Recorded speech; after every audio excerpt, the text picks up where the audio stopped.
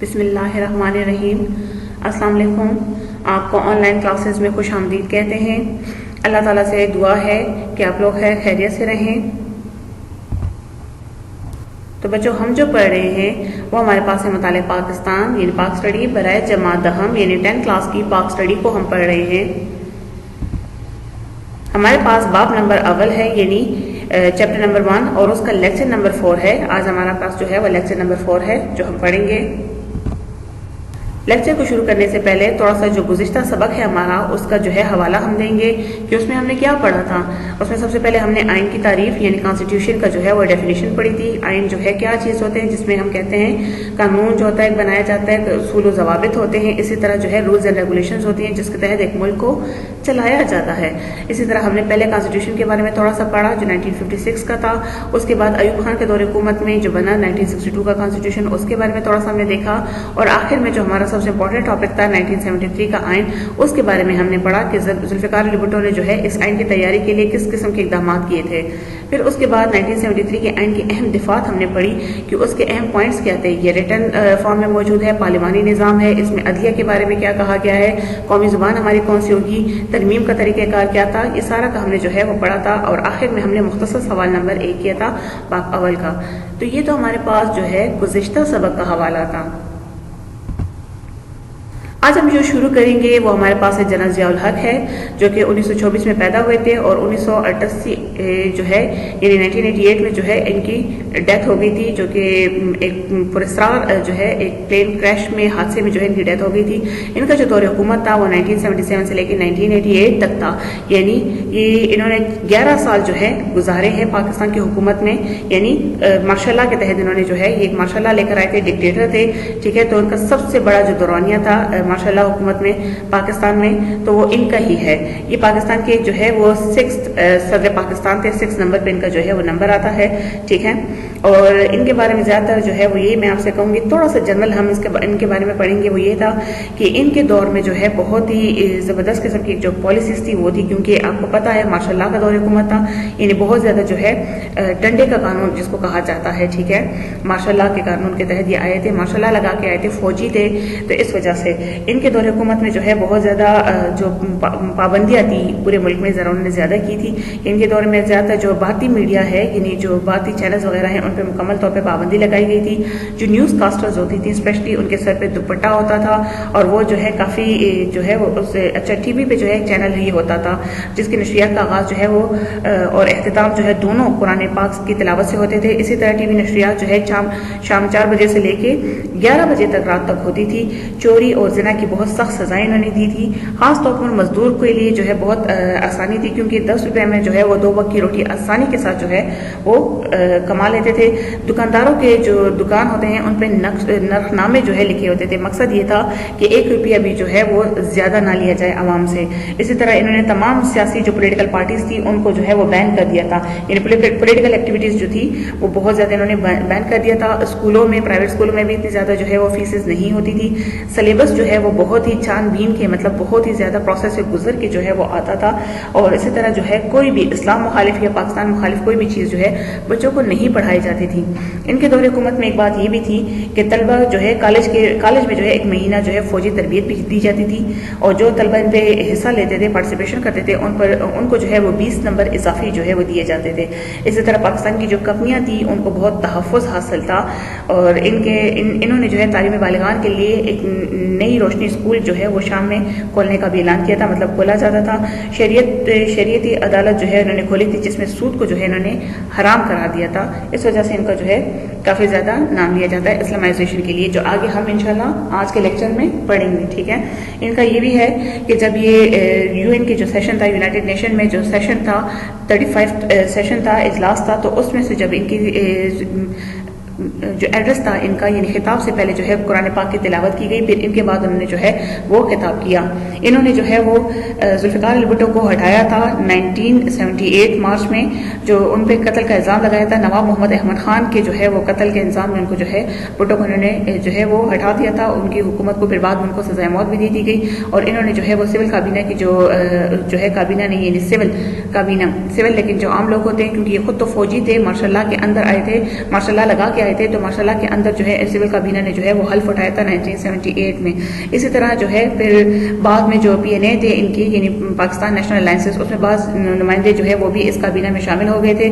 اسی طرح جو ہے صدر پاکستان کا عہدہ انہوں نے 1978 میں جو ہے وہ سنبھالا. اس کے بعد جو ہے اکتوبر 1979 میں عام انتخابات جو ہے ملتوی کیے اور سیاسی پارٹیوں پر جو ہے مکمل طور پر بین لگا دی تھی. اسی طرح 1981 میں انہوں نے عبوری آئین کا جو ہے نفاذ کیا تھا اور خود کو جو ہے ایک 19 دسمبر 1984 کو جو ہے انہوں نے صدارتی ریفرینڈم کا مطلب الیکشن اور ریفرینڈم میں بیٹے تھوڑا سا فرق ہوتا ہے. وہ یہ ہوتا ہے کہ الیکشن میں باقاعدہ ایک پروسیس ہوتا ہے جس میں بہت سارے امیدوار ہوتے ہیں. ریفرینڈم میں جسٹ آپ کو یس اور نو پہ کلک کرنا ہوتا ہے ایک ہی بندے کے آگے, ٹھیک ہے. تو انہوں نے اپنے آپ کو جو ہے اس کے ذریعے صدر پاکستان یعنی بھاری اکثریت سے اپنے آپ کو جو ہے وہ صدر پاکستان منتخب کروایا. اسی طرح پھر قومی اسمبلی کے انتخابات ہوئے, پھر صوبائی اسمبلی کے انتخابات جو ہے غیر جماعتی بنیادوں پر ہوئے اور 20 مارچ کو محمد خان جنیجو جو ہے وہ پاکستان کے صدر پاکستان کے وزیر اعظم بنے. تو یہ تو ہم نے تھوڑا سا ان کے بارے میں پڑھا. بات کرتے ہیں تھوڑا سا مارشل لا کے بارے میں. مارشل لا کا مطلب کیا ہوتا ہے؟ سب سے پہلے اس کو کہتے ہیں ڈکٹیٹرشپ, آمریت, ٹھیک ہے. یعنی یہ الیکٹڈ گورنمنٹ نہیں ہوتی, بائی فورس حکومت آتی ہے, زبردستی کی حکومت آتی ہے. یہ رول آف سوارڈ بھی اس کو کہا جاتا ہے, یعنی ڈنڈے کی یا تلوار کی جو ہے حکومت ہوتی ہے. سسپینشن آف سول رائٹس, اس میں جو عام لوگ ہوتے ہیں ان کے رائٹس کو سسپینڈ کر دیا جاتا ہے کیونکہ رائٹس آپ کو کانسٹیٹیوشن دیتا ہے. تو مارشل لا جب لگتا ہے تو کانسٹیٹیوشن ہمارا جو ہے وہ ملتوی ہو جاتا ہے. تو کانسٹیٹیوشن جب ملتوی ہوگا, آئین ملتوی ہوگا, تو اس میں جو ہمارے رائٹس ہیں وہ بھی ملتوی ہو جاتے ہیں. یعنی ایک زبردستی کی حکومت جو ہے وہ آ جاتی ہے, ٹھیک ہے. اس کو اسٹیٹوکریسی بھی کہتے ہیں, یعنی یس باس کی جو ایک قسم کا کہہ سکتے ہیں کہ بس جو بھی ہے یس باس کی پوری اتھارٹی جو ہے ایک بندے کے پاس ہوتی ہے. اسٹرکٹلی اوبیڈینس ہوتا ہے یعنی اتھارٹی کے سامنے. ملٹریانزم بھی اس کو کہا جاتا ہے, یعنی ملٹری ہوتی ہے تو اس میں سے جو ہے یہ آتے ہیں. اسی طرح ٹوٹلیٹیرینزم بھی اس کو کہا جاتا ہے, یعنی ایک ہی بندے کے پاس سارے اختیارات ہو جاتے ہیں. اور آرمی رول بھی اس کو کہا جاتا ہے, یعنی آرمی کی جو ہے حکومت ہو جاتی ہے. تو یہ تو ہم نے تھوڑا سا مارشل لا کے جو ہے وہ نیم پڑے کہ مارشل لا ہوتا کیا ہے. مطلب جو فوجی حکومت ہوتی ہے ان کو عوام الیکٹ کر کے نہیں آتی بلکہ بائی فورس حکومت جو ہے ان کی آ جاتی ہے, تو اس کو ہم مارشل لا کہتے ہیں, یعنی فوج کا قانون جو ہے اس کو کہا جاتا ہے. پھر جب یہ حکومت میں آئے تو بہت زیادہ انہوں نے جو ہے وہ سب سے زیادہ اس ٹائم میں کیونکہ بہت زیادہ مشہور تھا, ہر کوئی حکومت میں آتا تھا تو وہ یہی بات کرتا تھا کہ صرف جو ہے اسلام کے لیے کام کیا جاتا تھا, یعنی زبان سے ہر کوئی اقرار کرتا تھا, کوئی اس کے لیے کام نہیں کرتا تھا. تو انہوں نے سب سے پہلے جو ہے نظام مصطفیٰ کا جو ہے وہ سلوگن بلند کیا. اور یہ کیا چیز ہوتی ہے؟ یعنی Islamization is a process of our society is conversion to religion of Islam. یعنی اسلامائزیشن کو اسلام کو لانے کے لیے انہوں نے جو ہے بہت زیادہ کام کیا. یعنی ایک پروسیس تھا. اسلامائزیشن ہوتا کیا ہے؟ نظام مصطفیٰ جس میں جو ہے سوسائٹی کنورٹ ہو جاتی ہے بالکل ریلیجن آف اسلام میں. اسلام میں مکمل طور پر اسلامی نفاذ کو جو ہے وہ لانے کی انہوں نے بہت زیادہ کوشش کی. Adaptation of Islamic social and political system in society, یعنی سوسائٹی جو ہمارے پاس ہے یعنی معاشرہ جو ہے وہ بالکل اسلامک طور طریقوں پہ جو ہے وہ چل جائے. تو انہوں نے جو ہے نظام مصطفیٰ کے نام سے جو ہے وہ آغاز کیا تھا, جو کہ اسلامی قوانین کو نافذ کرنے کے لیے انہوں نے بہت زیادہ کوششیں کی تھی اس کے لیے. پھر ذرا دیکھ لیتے ہیں صفحہ نمبر ہمارے پاس جو 12 ہے, اسلامی قانون کے نفاذ کے لیے کوششیں. یعنی کہ پاکستان کے بعد عوام کی بہت بڑی خواہش تھی کہ ملک میں اسلامی قانون کا جو ہے وہ نافذ کیا جائے. اس زمن میں 1977 مختلف سیاسی پارٹیوں نے نظام مصطفیٰ کے قیام کے لیے بھرپور تحریک چلائی. تو اسی وجہ سے جو ہے انہوں نے بھی بہت زیادہ کوششیں شروع کر دی تھی اسلامائزیشن کے لیے. تو اس طرح پاکستان کے جو جنرل ضیاء الحق تھے انہوں نے ملک کی بات دور سنبھالنے کے بعد جو ہے 10 فروری 1979 کو جو ہے ملک میں اسلامی حدود تعزیرات کے نفاذ کا اعلان کیا, جسے پاکستان کی تاریخ میں نظام اسلام کے سلسلے میں جو ہے سنگ میل کی حیثیت حاصل ہے. یعنی بہت زیادہ مین پلر اس کو کہا جاتا ہے اسلام کے حوالے سے, اسلامی قوانین کے لحاظ سے. قرآن و حدیث میں شراب نوشی, زنا یعنی الکوہل جو ہے وہ یوز کیا جاتا ہے, چوری ہو گئی ہے, اور قذف یعنی جو الزام تراشی ہوتی ہے, تہمت لگایا جاتا ہے, وہ اس کے لیے جو ہے وہ سخت سزائیں ہوتی تھی.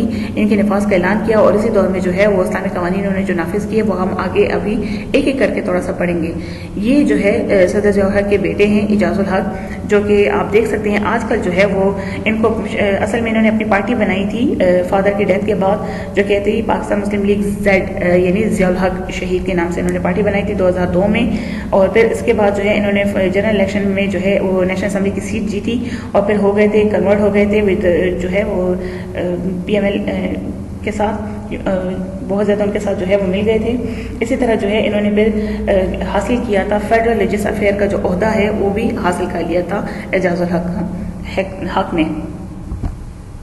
بات کرتے ہیں ہمارے پاس جو صفحہ نمبر 13 ہے جو کہ اسلامی قوانین کے لیے انہوں نے کوشش کی تھی، تو سب سے پہلے ہمارے پاس زکوٰۃ اور عشر ہے، یعنی زکوٰۃ جو مال پہ کٹائی ہوتی ہے، اور عشر جو کہ زرعی پیداوار کا جو 10واں حصہ ہوتا ہے جو اسلامی حکومت حاصل کرتی ہے، وصول کرتی ہے، اسے کہا جاتا ہے۔ تو اس کے لیے انہوں نے جو ہے ایک آرڈیننس جو ہے وہ نافذ کیا تھا، یعنی آرڈیننس یہ صدر کی طرف ہوتا ہے فار دا اسپیسیفک ٹائم، ایک رول اور ایک آرڈر ہوتا ہے جس کو لگا دیا جاتا ہے ملک میں۔ تو اس میں سے جو ہے حکومت کو اختیار حاصل تھے کہ وہ بینکوں میں جمع شدہ رقم پر جو ہے 2.5% کے حساب سے جو ہے وہ زکوٰۃ کاٹتی تھی، یعنی بینک میں جو لوگوں کے پیسے پڑے ہوتے تھے تو اس پہ وہ زکوٰۃ کے پیمنٹ جو ہے وہ کاٹتی تھی۔ اسی طرح انہوں نے زکوٰۃ فاؤنڈیشن بھی بنایا اور جو ہے 1982 میں نیشنل زکوٰۃ فاؤنڈیشن قائم کی، اور اس کا جو مقصد تھا مستحقین زکوٰۃ کی جو ہے ان کو صرف جو ہے وہ مالی لحاظ سے مدد نہیں کرنا تھا، بلکہ ان کی تربیت بھی ایسی کرنی تھی تاکہ وہ ہمیشہ جو ہے وہ زکوٰۃ پر انحصار نہ کرے، بلکہ اس قابل ہو جائیں کہ خود بھی جو ہے کچھ کمانے کے قابل ہو جائے۔ اور ابتدائی طور پر انہوں نے جو ہے وہ 10 کروڑ روپے جو ہے اس کے لیے مختص کیے تھے، یعنی مقرر کیے تھے۔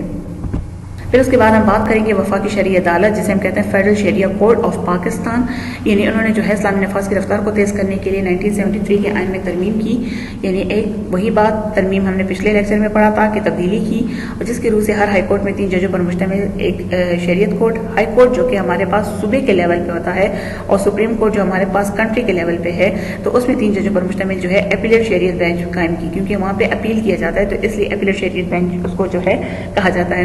اصل میں بینچ کا مطلب ہوتا ہے گروپ آف ججز، یعنی خاص جو ججز کو منتخب کیا جاتا ہے اور انہیں ایک خاص جو ہے ایک کام سونپ دیا جاتا ہے۔ اس عدالت کو بجا تو اختیار حاصل ہوئے کسی بھی قانون کو جو اسلامی لحاظ سے درست نہ ہو یکسر ختم کر دیں، یعنی ان ججز کا کام کیا تھا، وہ یہ قانون کو دیکھتے تھے کہ جو بالکل اسلام کے مطابق نہیں ہے اس کو ختم کر دیا جاتا تھا، اور اگر ہے بھی تو اس کو جو ہے لاگو کیا تھا، اس کو دوبارہ جو ہے وہ بنا دیا جاتا تھا تاکہ اسلامی قوانین کے مطابق رہے۔ اسی طرح شریعت بینچوں کا فیصلہ صدر مملکت کے لیے، یعنی ہر ایک کے لیے ماننا اس کو جو ہے وہ لازمی تھا، کیونکہ ان کا کام جو تھا وہ اسلامی قوانین کے مطابق جو ہے آئین کو لے کر آنا تھا۔ البتہ سپریم کورٹ کی اپیلیٹ شریعت بینچ کے فیصلے کے خلاف حکومت کا اپیل کر سکتی تھی۔ ہاں، سپریم کورٹ کے بینچ کے خلاف جو ہے، یعنی جو ان کی شریعت بینچ ہے ان کے خلاف جو ہے حکومت اپیل کر سکتی تھی، یعنی ان پہ جو ہے دوبارہ نظر ثانی کی جا سکتی تھی ان کے فیصلے پہ۔ لیکن یہ کس لیے بنایا گیا تھا؟ تاکہ وہ یہ دیکھیں کہ کوئی قانون جو اسلامی حوالے سے درست نہ ہو اس کو ختم کر دیں۔ تو اسلامک پوائنٹ آف ویو سے اس کو جو ہے کافی زیادہ اہمیت حاصل تھی وفاقی شرعی عدالت کو۔ اسی طرح ہمارے پاس جو دوسرا ہے وہ ہے خلفائے راشدین اہل بیت اور صحابہ کرام کی شان میں گستاخی کی جو سزا ہے، ٹھیک ہے، جس کو ہم بلاسفمی بھی کہا جاتا ہے، یعنی انہوں نے آئین کی دفعہ 298، یعنی ایک آئین کا آرٹیکل ہے جس میں ترمیم کی، یعنی چینج کی، جس کے تحت خلفائے راشدین جو ہے ہمارے پاس اہل بیت جو ہے اور صحابہ کرام کی شان میں گستاخی کرنے والے کو 3 سال قید بامشقت، یعنی سخت قید جو ہے وہ قید ہوگی، اور ساتھ میں مشقت یعنی ان سے لیا جائے گا، یعنی محنت کا کام ان سے لیا جائے گا، اور جرمانہ، دونوں سزائیں جو ہے ایک ساتھ دینے کا فیصلہ کیا تھا۔ تو یہ بھی بہت بڑی انہوں نے جو ہے اچیومنٹ کی تھی۔ بعد انہوں نے جو ہے مطالعہ پاکستان جو کہ پاک اسٹڈی ہے، اسلامیات کی جو تعلیم ہے اس ٹائم میں بی اے اور بی ایس سی کی سطح تک جو ہے، اور تمام پیشہ ورانہ تعلیمی اداروں میں مطالعہ پاکستان اسلامیات کی تعلیم کو جو ہے کمپلسری سبجیکٹ کے طور پر متعارف کروایا، یعنی لازمی سبجیکٹ، یعنی ایک ہوتا ہے آپشنل جس میں ہم بعد میں اپنی مرضی کا جو ہے سبجیکٹ لیتے ہیں، یہ کمپلسری ہے، یعنی آپ کو جو بھی سبجیکٹ کی طرف جانا ہے آپشنل میں یہ آپ نے ضرور پڑھنے ہیں۔ تو ان دونوں کو مطالعہ پاکستان اور اسلامیات کی تعلیم جو ہے اس کو بی اے تک جو ہمارے پاس ہے، یعنی 4th ایئر تک جو ہے اس کو کمپلیٹلی لازمی سبجیکٹ یعنی کمپلسری سبجیکٹ کے طور پر متعارف کروایا۔ البتہ جو ہمارے پاس غیر مسلم تھے تو ان کو یہ اجازت تھی کہ وہ اسلامیات کی جگہ جو ہے وہ کیا کر سکتے ہیں، اخلاقیات کا جو مضمون ہے وہ اپنے لیے منتخب کر سکتے ہیں، یعنی اس کو اسلامیات کی جگہ ریپلیس کر کے اخلاقیات کا مضمون جو غیر مسلمز ہیں ان کے لیے جو ہے چوائس رکھی گئی تھی۔ اسی طرح ہمارے پاس ہے احترام رمضان آرڈیننس، یعنی وہی بات جو صدر کی طرف سے جو ہے ایشو ہوتا ہے۔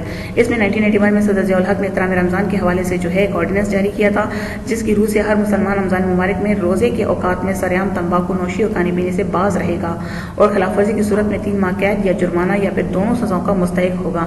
1984 میں جنرل ضیاء الحق نے نظام صلات کے قیام کے سلسلے میں بھی ہدایت نامہ جاری کیا، نظام صلات کے سلسلے میں بھی، یعنی نماز کو قائم رکھنے کے لیے کہ دوران جو ہے اوقات کام کے ٹائم میں جو ہے آپ نماز کے لیے جو ہے ٹائم نکالیں گے اور اس کو بعد جماعت جو ہے وہ ادا کیا جائے گا، آفیسز میں بھی، ٹھیک ہے، کالجز میں بھی۔ اسی طرح انہوں نے کہا تھا کہ احترام رمضان میں کہ نو اسموکنگ ہوگی، یعنی کوئی بھی کھانے پینے کی چیز یا سگریٹ نوشی وغیرہ جو ہوگی نہیں ہوگی، نو ایٹنگ یعنی کوئی بھی کھانے پینے کی چیزیں نہیں ہوگی، نو ڈرنکنگ، اور کوئی بھی جو ہے وہ نہیں کیا جائے گا، ڈرنکنگ یعنی پینے وغیرہ کی جو ہے سرعام نہیں کی جائے گی، اگر کسی کو دیکھ لیا گیا تو اس کو سخت سزائیں جو ہے وہ اس سلسلے میں دی جائے گی۔ تو یہ رمضان کے حوالے سے انہوں نے آرڈیننس پاس کیا تھا۔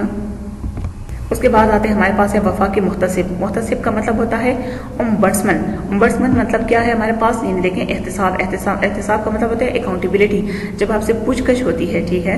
इस्लामी माशरे का एक अहम हिस्सा है जिसका मकसद इंसाफ और कानून की बालादस्ती कायम करना, मसावत यानी भाईचारा जो है वो कायम किया जाए, यानी इक्वलिटी हो जाए ताकि आवाम के हकूक़ का तहफ़्फ़ुज़ हो जाए। इस मकसद के हुसूल के लिए जून 1981 में सदर ज़ियाउल हक ने वफाकी मुहतसिब के इदारे का क़याम का ऐलान किया।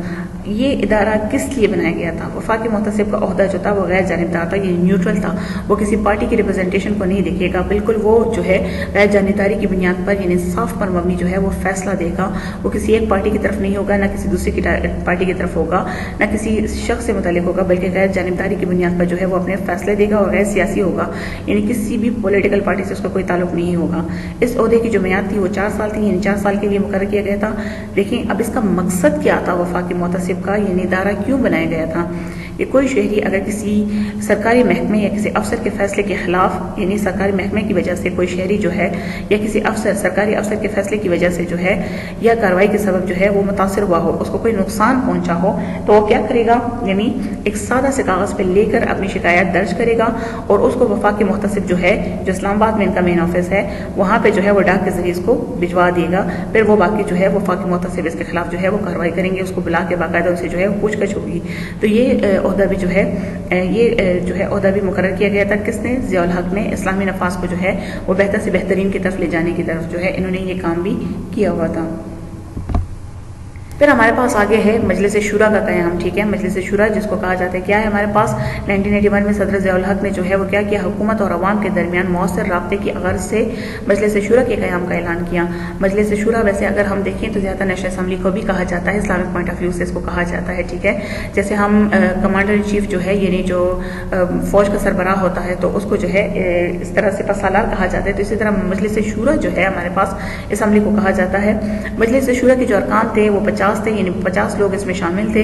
मजलिस शुरा के फ़राइज़ क्या थे कि वो ऐसे इक़दामात की सिफारिश करेगा, यानी ऐसे रूल्स की या ऐसे इक़दामात की, ऐसे काम की सिफारिश करेगा जिन पर कारबंद होगा इस्लामी माशरे के क़याम के बारे में अवाम की तवक्कुआत पूरी की जा सके। यानी लोगों ने जो तवक्कुआत रखी हुई हैं हुकूमत से इस्लामी लिहाज से, वो उसको पूरा करने के लिए जो है वो मजलिस शुरा का क़याम लाया गया था।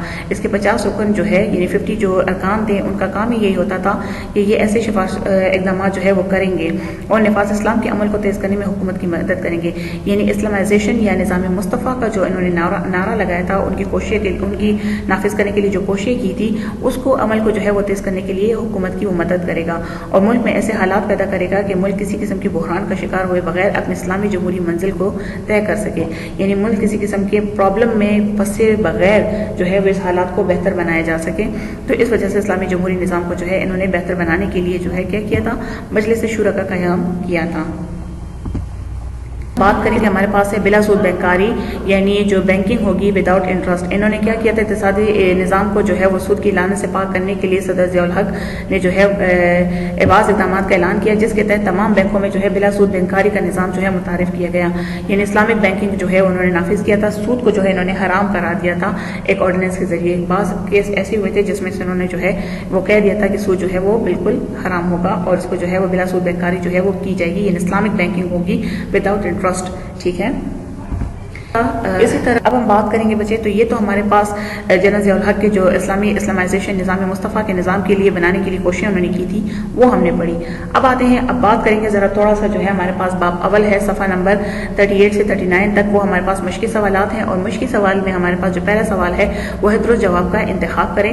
वो आपका होगा घर का काम, ठीक है, यानी आपने बुक की मदद से इसको जो है वो करना है आपके पास, यानी दुरुस्त जवाब का इंतखाब जरा एक मैं आपको समझा देती हूँ। इसमें से नंबर 1 है जुल्फ़िकार अली भुट्टो मुल्क के पहले सिविलियन मार्शल एडमिनिस्ट्रेटर कब बने, तो इसके साथ ऑप्शन नंबर 1 है 16 दिसंबर 1971, बे है हमारे पास 20 दिसंबर 1971, जी में हमारे पास 22 दिसंबर 1972 और दाल है हमारे पास 23 दिसंबर 1971। तो ये 4 ऑप्शन है, इसमें से एक ऑप्शन आपके पास इसका सही है। वो जो सही है आपने उसको जो है वो सर्कल करना है, ठीक है, नीले मार्कर से इसको सर्कल करना है।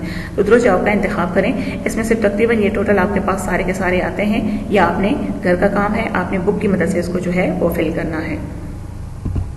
करेंगे हमारे पास जो बाब अवल है मुश्किल सवालात में से मुख्तसर सवालात हम करेंगे आज नंबर 2 और नंबर 3। इससे पहले लेक्चर में हम लोगों ने जो है मुख्तसर सवाल नंबर 1 को किया था। हमारे पास सवाल नंबर दूसरा जो है वो सफ़ा नंबर हमारे पास कौन सा है, जो आपके पास नोट्स हैं उसमें सफ़ा नंबर हमारे पास 9 है। और सवाल नंबर 2 है वफाकी शरई अदालतों का क़याम कब हुआ। इसका जवाब है वफाकी शरई अदालतों का क़याम, ये हेडिंग है आपके पास। उसके बाद आप लिखेंगी, यहाँ से तो उन्होंने डायरेक्ट शुरू किया हुआ है, मैंने आपको पहले भी समझाया था कि आपने क्या करना है कि जहाँ पे आपकी हेडिंग रुक जाए वहाँ के नीचे से ही नेक्स्ट लाइन से आपने शुरू करना है। इस्लामी निज़ाम की रफ्तार को तेज़ करने के लिए सदर जनरल ज़ियाउल हक ने 10 फरवरी 1979 को वफाकी शरई अदालतों के क़याम का ऐलान किया। उसके बाद दूसरी हेडिंग है शरीयत बेंच। शरई अदालतों के सिलसिले में हर हाई कोर्ट में 3 जजों पर मुश्तमिल शरीयत बेंच और सुप्रीम कोर्ट में 3 जजों पर मुश्तमिल एक एपीलेट शरीयत बेंच कायम की गई। शरीयत अदालत के इख्तियारात, इस अदालत को बजा तो इख्तियारात हासिल थे कि वह इंतजामिया में किसी भी कानून को जो इस्लामी लिहाज से दुरुस्त ना हो यकसर ख़त्म कर दे। शरीयत बेंचों का फैसला सदर मुमलिकत समेत हर शख्स के लिए मानना लाजमी करार दिया गया। अलबत्ता सुप्रीम कोर्ट की एपीलेट शरीयत बेंच के फैसले के खिलाफ हुकूमत अपील कर सकती थी। तो ये तो आपके पास सवाल नंबर 2 है। इसी तरह सवाल नंबर 3 है वफाकी मुहतसब से क्या मुराद है, जो अभी रिसेंटली हमने पढ़ा है इसी लेक्चर में, यानी ओम्बड्समैन जिसको कहा जाता है। वफाकी मुहतसब, ये सबसे पहले आपके पास टाइटल हेडिंग आ जाएगी। मुहतसब यानी एहतसाब करने वाला। चूंकि इस्लामी मुआशरे में एहतसाब करना लाजमी है, इसलिए मुल्क में मरकजी सतह पर वफाकी मुहतसब का एक इदारा काम कर रहा है। वफाकी मुहतसब के इदारे का जो क़याम है, जनरल ज़ियाउल हक ने जून 1981 में वफाकी मुहतसब के इदारे का क़याम का ऐलान किया, जिसकी मुद्दत 4 साल मुकर्रर की गई। वफाकी मुहतसब का मकसद मुल्क में इंसाफ और कानून की बालादस्ती कायम करना है, मसावत और तमाम शहरियों से अच्छा सलूक करना है ताकि अवाम के हकूक़ का तहफ़्फ़ुज़ हो सके। वफाकी मुहतसब तक रसाई, अगर किसी सरकारी या गैर सरकारी महकमे का अफसर किसी का इस्तेहसाल कर रहा हो, यानी उसका हक मार रहा हो, तो वो सादा कागज़ पर उसके खिलाफ शिकायत लिख कर बजरिया डाक भेज कर इसके खिलाफ कार्रवाई के लिए दरख्वास्त कर दे सकता है। तो ये तो बच्चों हमारे पास जो था सवाल नंबर मुख्तसर सवाल नंबर 3 था, आपने इसको याद करना भी है, ठीक है। आखिर खुलासा देख लेते हैं जो आज हमने पढ़ा। वो सबसे पहले हमने जनरल ज़ियाउल हक का तारुफ पढ़ा, जो जनरल ज़ियाउल हक जो पाकिस्तान के 6 सदर पाकिस्तान भी थे और जो उन्होंने मार्शल लॉ के जरिए आए हुए थे और 11 साल उन्होंने जो है पाकिस्तान पर हुकूमत की। उसके बाद इस्लामी कवानीन के नफाज के लिए कोशिश उन्होंने क्या की थी, ज़कात और उशर का सिस्टम किया था, बिलासूद बैंककारी, वफाकी मुहतसब का ओहदा, मजलिस शुरा का क़याम उन्होंने किया था, मुतालिब पाकिस्तान इस्लामियत की तालीमात को लाजमी करार दिया था, एहतराम रमज़ान ऑर्डिनेंस उन्होंने पास किया, खुलफाए राशिदीन अहले बैत और सहाबा कराम की शान में गुस्ताखी की जो सज़ा थी वो भी उन्होंने मुकर्रर की, ठीक है। फिर उसके बाद हमने थोड़ा सा होमवर्क आपको दिया जो आपने बुक की मदद से करना है, और आखिर में हम लोग जो आए वो किस तरफ आए थे, सवाल नंबर 2 और 3 पर मुख्तसर सवालात पे जो है वो हमने किए। तो ये तो हमारा आज का लेक्चर था। तो बच्चों उम्मीद है कि आपको समझ आ गई होगी। आखिर में वही दुआ है हमारी कि जहाँ रहें खैरियत से रहें, अल्लाह ताला हम सब की हिफाजत करे। आपका बहुत शुक्रिया।